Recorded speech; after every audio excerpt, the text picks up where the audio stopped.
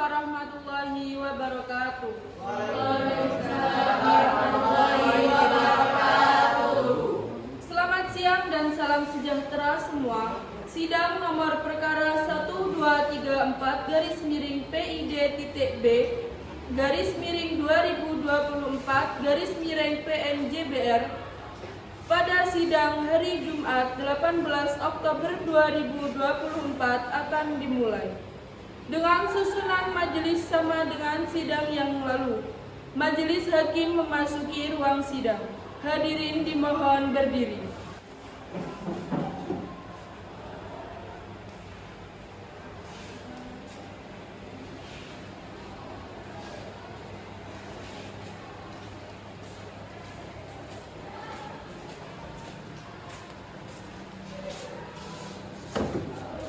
Hadirin dimohon duduk kembali.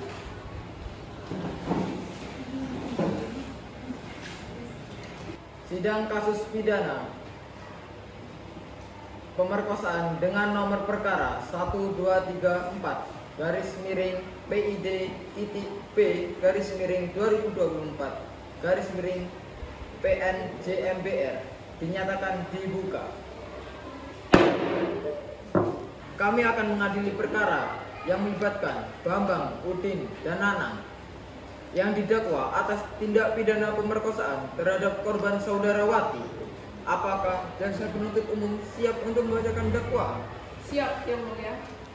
Silakan dibaca dakwaannya. Pada tanggal 1 Agustus 2024 di sebuah tempat di wilayah Jombang, terdakwa Bambang, Udin, Nanang secara bersama-sama telah melakukan tindakan kekerasan dan ancaman kekerasan terhadap korban bernama Wati yang berujung pada pemerkosaan. Perbuatan ini melanggar pasal 285 KUHP yang menyatakan bahwa barang siapa dengan kekerasan atau ancaman kekerasan memaksa seseorang perempuan bersetubuh dengan dia di luar perkawinan diancam dengan pidana penjara paling lama 12 tahun. Selain itu, mengingat tindakan dilakukan bersama-sama, dakwaan ini juga merujuk pada pasal 170 KUHP mengenai kekerasan bersama, serta pasal 55 ayat 1 KUHP yang mengatur tentang turut serta dalam tindakan pidana.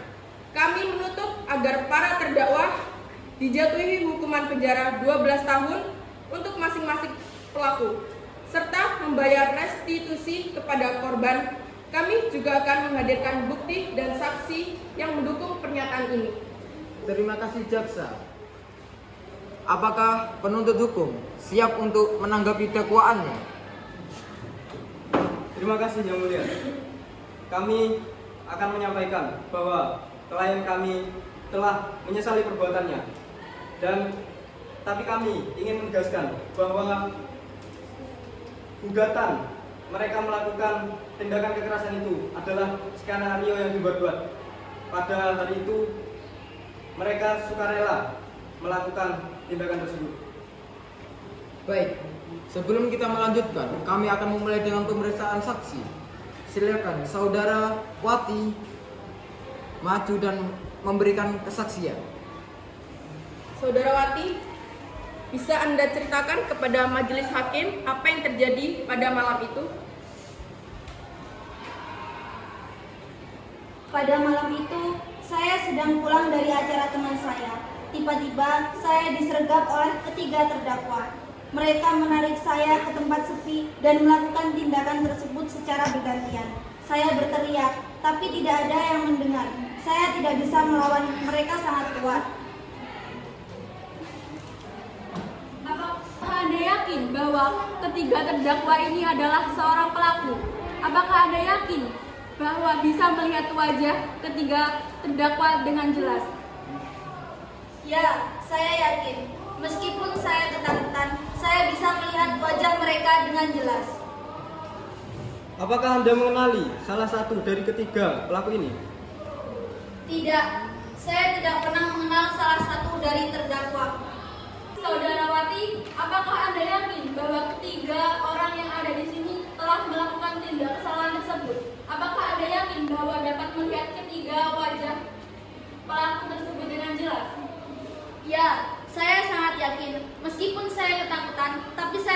wajah mereka dengan jelas. Apakah Anda mengenali salah satu dari ketiga tersangka ini?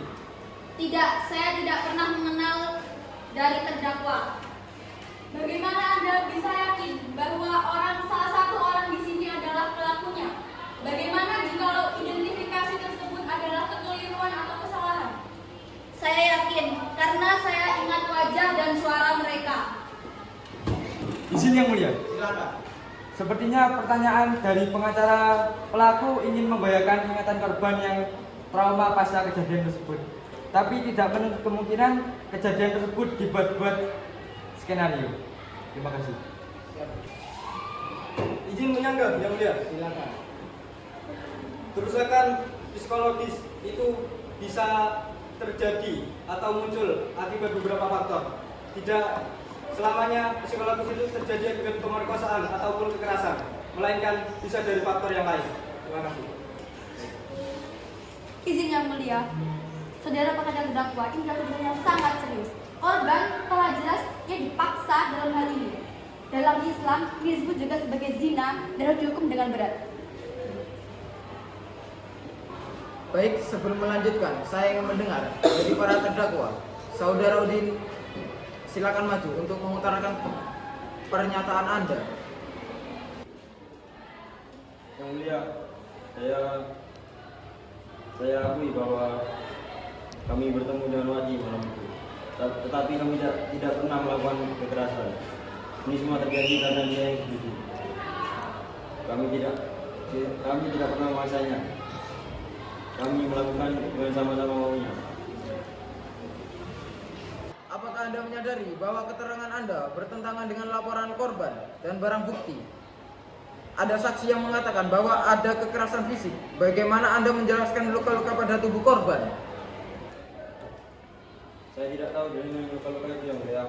Mungkin karena dia berusaha melawan, tapi kami tidak bermaksud menyakitinya. Terdakwa, apakah kalian tahu kami mempunyai rekaman CCTV yang menunjukkan Anda dan kedua rekan Anda menyeret korban ke dalam ruangan? Bagaimana Anda bisa mengatakan itu bukan pemaksaan? Itu kami hanya bercanda. Kami tidak pernah memaksanya. Dia setuju setelah kami masuk ke dalam. Bercanda? Bagaimana mungkin mengancam seorang perempuan dengan kekerasan bisa disebut bercanda? Anda mengakui bahwa korban melawan, bukan? Iya, tapi kami tidak ingin menyakitinya. Terdakwa Bambang, silakan beri penjelasan terhadap pernyataan Udin. Apakah menurut Anda sesuai dengan fakta yang ada? Yang Mulia, saya hanya ikut saja. Saya tidak ingin melakukannya, tapi yang lain memaksa saya untuk ikut. Wati cuma berteriak, tapi saya tidak memukulnya. Anda tidak memukul, tapi Anda mencegah. Apakah benar? Iya, benar. Kondisi psikologis korban bukanlah hal yang bisa diremehkan pengacara. Korban adalah seorang perempuan muda yang mengalami tindakan brutal yang terekam secara jelas. Perlu saya tekankan, ini adalah tindakan pemerkosaan, bukan sekedar insiden. Para terdakwa harus dihukum sesuai hukum yang berlaku. Baik, pengadilan akan mempertimbangkan hal tersebut. Selanjutnya, apakah ada saksi yang ingin dihadirkan oleh jaksa penuntut? Ya, Yang Mulia, kami menghadirkan satu saksi mata yang menyaksikan kejadian tersebut. Untuk saksi, silakan maju ke depan dan membawa barang bukti untuk menjelaskan kepada ketua hakim. Hakim, ini adalah baju dari korban yang terjadi saat kejadian pemerkosaan tersebut. Bisa dilihat di sini bajunya sobek. Seperti itu. Saksi, tolong ceritakan apa yang Anda lihat. Saya melihat terdakwa Bambang, Udin, dan Nanang menyeret Wati ke dalam ruangan. Dia berteriak dan menangis, tapi mereka mengabaikan dan mengancamnya. Saya mendengar suara perkelahian dan cerita dari dalam. Saya tegaskan lagi, apakah Anda yakin bahwa mereka adalah pelaku dalam kejadian tersebut? Bagaimana jika Anda melihat dalam situasi yang gelap? Saya yakin karena saya berdiri cukup dekat dan melihat wajah mereka dengan jelas. Mereka juga mengancam saya untuk tidak mendekat. Mari kita lanjutkan dengan pemeriksaan saksi. Saksi, apakah Anda bersedia bersumpah dengan mengatakan yang sebenar-benarnya? Saya bersedia demi Allah.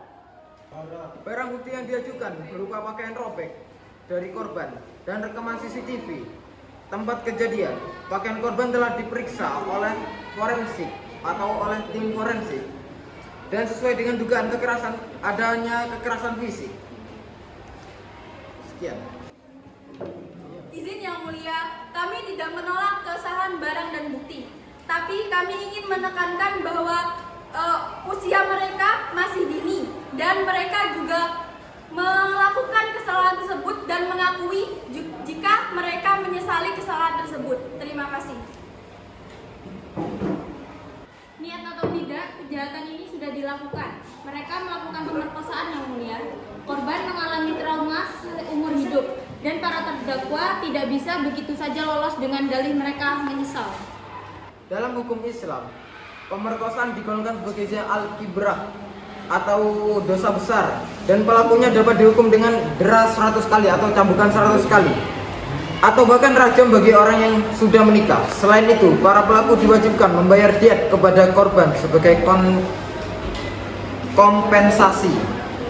Setelah mempertimbangkan segala bukti dan kesaksian yang ada serta mendengarkan pengakuan dari para terdakwa, pengadilan memutuskan sebagai berikut. Yang pertama, para terdakwa Bambang, Udin, dan Nanang dinyatakan bersalah melakukan tindak pidana pemerkosaan sebagaimana diatur dalam pasal 285 KUHP, junto pasal 170 KUHP dan pasal 55 ayat 1 KUHP. Yang kedua, masing-masing terdakwa dijatuhi hukuman penjara selama 12 tahun. Yang ketiga, pengadilan memerintahkan para terdakwa untuk membayar restitusi kepada korban sebesar 1 miliar.